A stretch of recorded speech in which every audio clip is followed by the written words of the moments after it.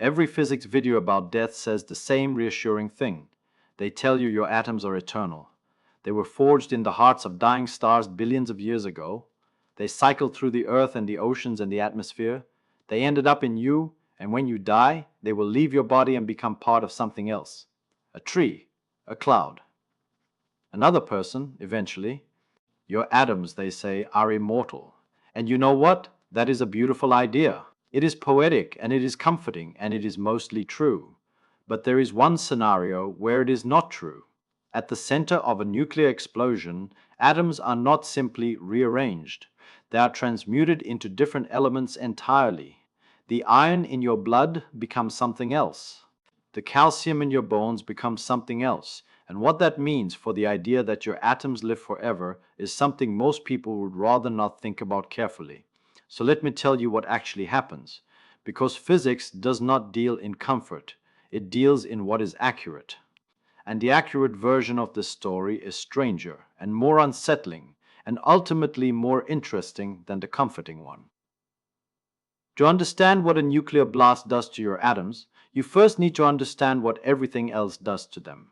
Which is, well, nothing, not to the atoms themselves. When you die, no matter how you die, under ordinary circumstances, your atoms are fine. Every single one of them. In decomposition, bacteria break apart the molecules in your tissues. Proteins unravel, fats dissolve. The chemical bonds that hold your body together come apart one by one. But the atoms on either side of those bonds are completely unchanged. A carbon atom that was part of an amino acid in your muscle gets released as carbon dioxide. It drifts into the atmosphere. A plant absorbs it during photosynthesis and builds it into a sugar molecule. An animal eats the plant. And that same carbon atom, the exact same one, with its 6 protons and 6 neutrons sitting in the nucleus, is now part of a completely different living thing. It did not change. Not one bit. It just moved. Cremation is more dramatic, but the result is the same. The furnace reaches about 1000 degrees Celsius, which sounds extreme, but from the atom's perspective it is nothing. 1000 degrees breaks molecular bonds, sure. It turns water into steam, burns carbon into carbon dioxide, reduces soft tissue to gas and calcium phosphate ash. But the atoms themselves are untouched. The oxygen that was in your blood becomes oxygen in the atmosphere. The calcium that was in your bones stays right there in the ash. Different molecules, same atoms. This is true for every ordinary scenario you can imagine: burial, drowning, fire.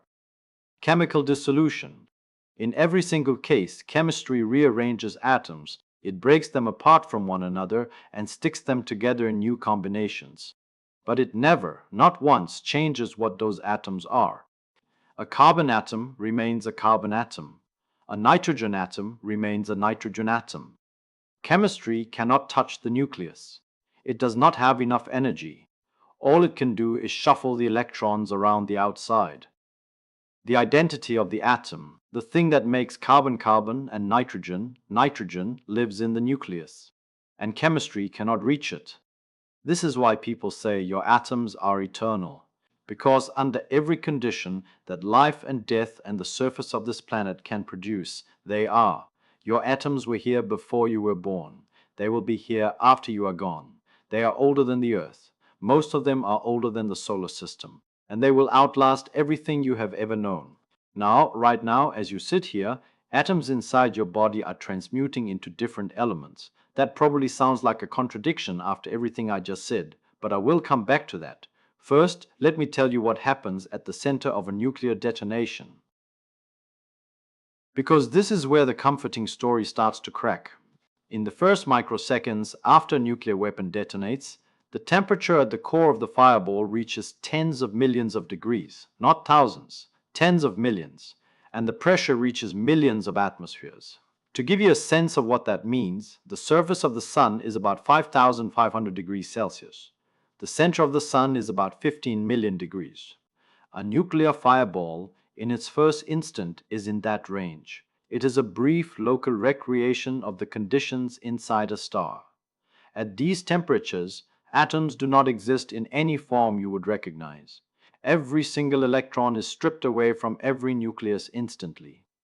What you have is not a gas, not a liquid, not a solid. It is plasma, a screaming, superheated soup of bare nuclei and free electrons. Every molecule is gone. Every chemical bond is gone. Every structure that made those atoms part of something, a wall, a building, a person, is erased in microseconds. But here is the crucial thing. In the bomb core itself, something deeper is happening. In a fission weapon, nuclei of uranium-235 or plutonium-239 are being struck by neutrons. And when a neutron hits one of these heavy, unstable nuclei, the nucleus splits. It cracks apart into two or more lighter nuclei. Uranium does not just break into smaller pieces of uranium, it becomes barium and krypton, or strontium and cesium, or iodine and dozens of other elements. These are called fission products. They are entirely new atoms. The uranium nucleus with its 92 protons is gone. In its place are two nuclei with completely different numbers of protons, different elements, different identities. The atom has not been rearranged. It has been destroyed and replaced by something else. In a fusion weapon, the reverse process occurs. Hydrogen isotopes, deuterium and tritium, are forced together so violently that their nuclei merge. Two nuclei become one. Hydrogen becomes helium. Again, the original atoms are gone. New atoms exist in their place. These are not chemical changes. This is not rearrangement. This is nuclear transmutation. The nuclei themselves, the very cores that define what an element is, are broken apart and reassembled into different elements. Now let me tell you about something that happened at Hiroshima, because it sits right at the boundary between what I have been describing and what comes next. On August 6, 1945, the thermal flash from the bomb was so intense that it bleached concrete and stone within 1 kilometer of the hypocenter. Anywhere the flash hit directly, the surface was scorched and lightened by the enormous pulse of radiant energy. But where a person was standing, or a ladder was leaning, or a valve handle was attached to a pipe, the object blocked the flash. And on the surface behind it, the original darker color of the stone remained. A shadow. Not a shadow cast by blocking sunlight. A shadow created because everything around it was bleached by a flash brighter than anything on the surface of this earth. The person who cast that shadow was gone, vaporized. Their molecules were torn apart. Their atoms were ionized, stripped of their electrons, converted to plasma in microseconds. The water in their body became superheated steam. The carbon became CO2 or carbon vapor. The calcium, the phosphorus, the iron, all of it was scattered into the expanding fireball as individual atoms or bare nuclei. But here is what I want you to notice. Even at Hiroshima, most of those atoms were not transmuted. They were violently rearranged. They were blasted apart from one another and dispersed. But a carbon atom from that person's body was still a carbon atom after the blast. An oxygen atom was still an oxygen atom. A calcium atom was still a calcium atom. The heat destroyed every molecule, every bond, every trace of biological structure. But the nuclei, the atomic identities, survived. The atoms were scattered, but they were not changed. So the comforting story seems to hold. Even at ground zero of a nuclear weapon, your atoms survive as the same elements they always were. Vaporized, yes. Dispersed, certainly. But still themselves. Except I have not told you about the neutrons yet. You see, when a nuclear weapon detonates, the fission and fusion reactions in the bomb core do not just produce heat and light and blast pressure. They also produce an enormous flood of fast-moving neutrons, trillions upon trillions of neutrons radiating outward from the core at tremendous speeds.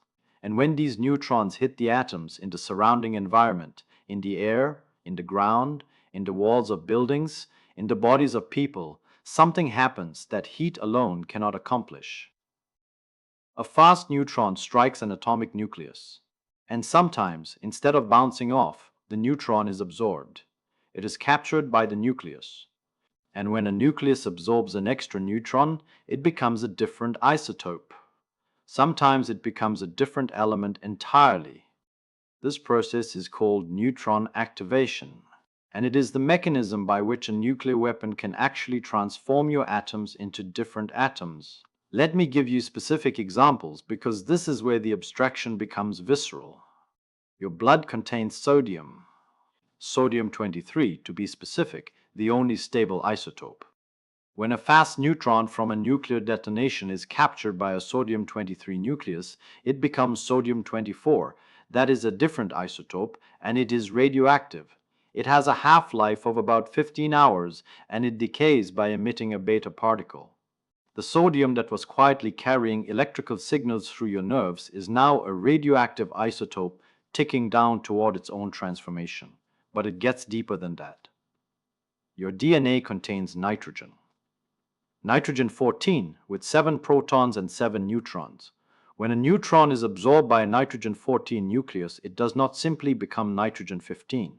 Instead, a proton is ejected. The nucleus loses a proton and gains a neutron, and the result is carbon 14.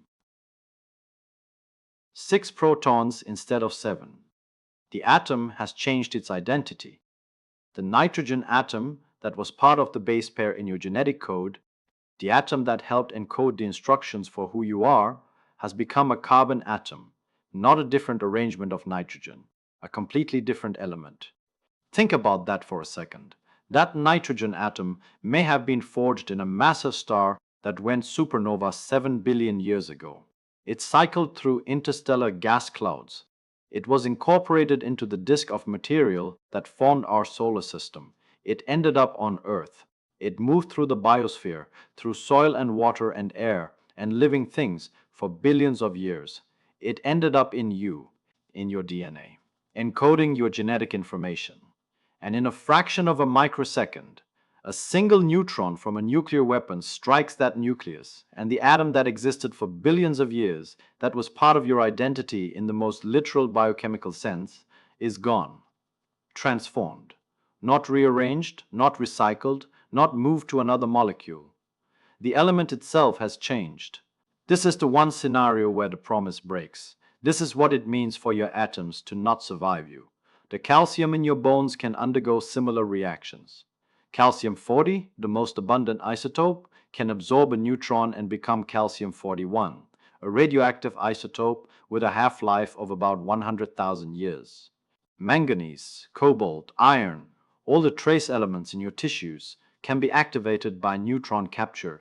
Some become different isotopes. Some become different elements entirely. The iron in your hemoglobin can absorb a neutron and become a radioactive isotope of iron, or through more complex reactions become an entirely different element. So let me come back to that promise I made earlier. Now, before you conclude that a nuclear weapon annihilates every atom in your body, I need to tell you something important about scale. Because even at ground zero, even in the most intense neutron flux a weapon can produce, the vast majority of atoms in a human body are not transmuted. Most of your atoms are hydrogen, carbon, oxygen, and nitrogen. These are light elements with relatively small nuclei.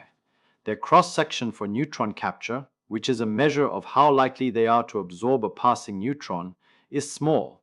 Most neutrons pass right through them without interacting at all. The atoms that are most affected are the ones with higher neutron capture cross-sections, elements like sodium, manganese, cobalt, and certain isotopes of calcium and nitrogen. So the reality is more nuanced than either version of the story suggests. The comforting version says your atoms are eternal. The dramatic version says a nuclear blast destroys them. The truth is that a nuclear blast transmutes some of them, a small fraction. The specific atoms that happen to be in the wrong place when a neutron comes through. Most of your carbon, most of your oxygen, most of your hydrogen, they survive as the same elements even in a nuclear detonation. The claim that your atoms are eternal is approximately true even at ground zero. It is just not exactly true. And in physics, the difference between approximately and exactly is where all the interesting things live. Now I want to tell you something that might be the strangest part of all this. And it is the thing I told you I would come back to. You do not need a nuclear weapon for atomic transmutation. It is happening inside you right now. Your body contains a small but measurable amount of potassium 40. It is a naturally radioactive isotope that exists in all potassium, which is an essential element in every cell of your body. And potassium 40 is unstable. It decays. Some of it undergoes beta decay and becomes calcium 40. Some of it undergoes electron capture and becomes argon 40. In both cases, a potassium atom with 19 protons becomes a completely different element. Calcium has 20 protons. Argon has 18. The atom's identity changes. The element transforms. And this is happening roughly 4,400 times per second in your body, right now, as you sit here listening to this. Every second, 4,400 potassium atoms in your tissues undergo nuclear transmutation. They become calcium or argon. They stop being what they were and become something else. You are already losing atoms to nuclear transmutation. You have been losing them every second of every day since the moment you were born. A nuclear weapon does not introduce a new process. It just accelerates an existing one enormously. This is true in the atmosphere too. High above the Earth, cosmic rays from deep space collide with the upper atmosphere and produce showers of fast neutrons. And when those neutrons hit nitrogen 14 atoms in the air, the same reaction I described in your DNA occurs naturally. The nitrogen becomes carbon 14.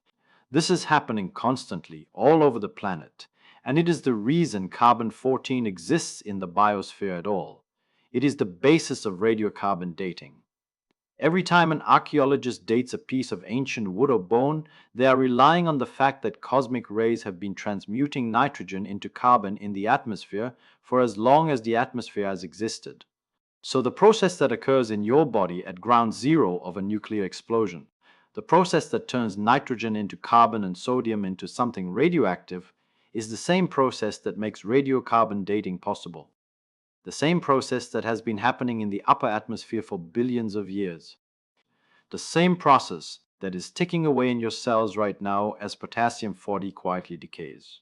A nuclear weapon does not invent transmutation, it just concentrates it violently, instantaneously, in a space where human beings happen to be standing. And this brings me to the thing I have been building toward. The question that underlies all of this.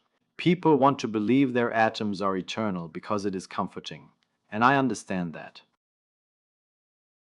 The idea that the atoms in your body were forged in ancient stars, that they will persist long after you are gone, that they are in some sense immortal even if you are not, that is a genuinely beautiful idea. And it is not wrong, it is just not the whole story. The truth is that atoms can be transformed. Nuclear fission breaks heavy nuclei apart into lighter ones. Nuclear fusion combines light nuclei into heavier ones. Neutron capture changes one element into another. Beta decay does the same thing, slowly, quietly, inside your own body, 4,400 times per second. The atoms in your body are not indestructible. They are stable under ordinary conditions, and ordinary conditions happen to be the conditions in which we live. Raise the temperature to tens of millions of degrees, flood the environment with neutrons, and atoms transform. They change their identity. They become something else.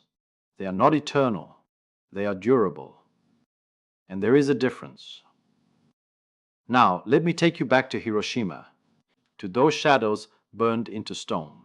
When you visit the Hiroshima Peace Memorial Museum, you can see them. A shadow of a person on the steps of a bank, a shadow of a valve handle on a wall. These are not images in the way a photograph is an image. They are absences. The surface around the shadow was bleached by the thermal flash. The shadow remains because something, someone, was in the way. The person who cast that shadow was vaporized. Their molecules were destroyed.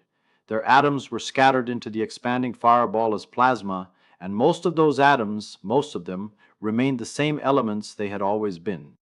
They drifted into the atmosphere, settled into the soil, entered the water cycle, became part of other things, just as atoms always do, just as the comforting story promises.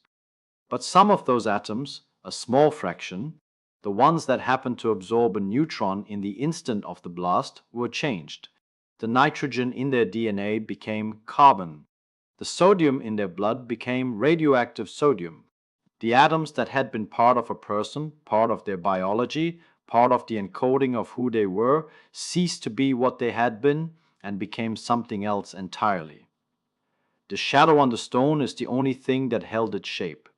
The atoms that made the person, most of them are still out there somewhere, still the same elements, still cycling through the world the way atoms do, but some of them are gone, not scattered, not rearranged, transformed, converted into different elements by a process that chemistry cannot accomplish and that ordinary life never encounters at that scale. I find this fascinating, not because it is frightening, though it is, but because of what it reveals about the nature of the things we are made of. We want our atoms to be permanent. We want at least that layer of ourselves to be indestructible, even if we are not. And it is nearly true. It is true enough for every ordinary purpose. It is true enough that you can say it in a science video and not be lying. But physics does not offer us certainties that survive all conditions. It offers us regularities that hold under the conditions we know. And one of those regularities is that atomic nuclei, stable under the gentle conditions of chemistry and biology, can be broken and reassembled under the violent conditions of nuclear physics. Your atoms are not eternal. They are survivors of conditions that have, so far, been gentle enough to leave them intact. Change those conditions, and they change too. The imagination of nature is far greater than the imagination of man, and the things we are made of are more fragile and more extraordinary than the comforting stories suggest. 4,400 times a second, atoms in your body are quietly proving that.